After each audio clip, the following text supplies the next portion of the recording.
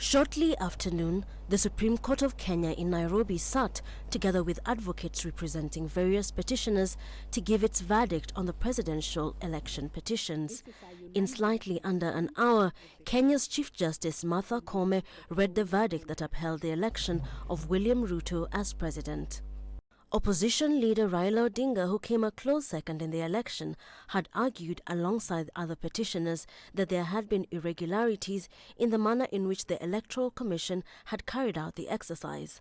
A week after the August 9th election, Kenya's electoral body had declared Ruto the winner with about 50.4% of the vote to Odinga's 48.5%. Odinga disagreed. He and other petitioners identified 9 main issues of concern. They questioned whether the technology deployed by the Electoral Commission met the required standards and whether there was interference in the uploading of results in the Electoral Commission's portal. Finally, they sought to determine whether the Electoral Commission carried out the exercise in accordance with the Constitution.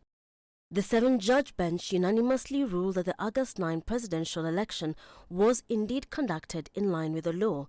It argued that there was no credible evidence that the electronic voting result transmission system had been tampered with by a middleman as alleged. The bench also found that Ruto had met the constitutional threshold of garnering 50% plus 1 of votes cast. It therefore upheld Ruto's election. And we want to thank God also for the Supreme Court Justice and the CJ for the unanimous decision. It makes it easier for the Kenyans to move on. And we want to say to all Kenyans that Kenya Kwanza government will not be just for the Kenya Kwanza supporters. It is a government for all the Kenyans. So do not feel left out as a Kenyan. Odinga's team, however, expressed dissatisfaction with the outcome. We accept the decision, but we do not agree with it.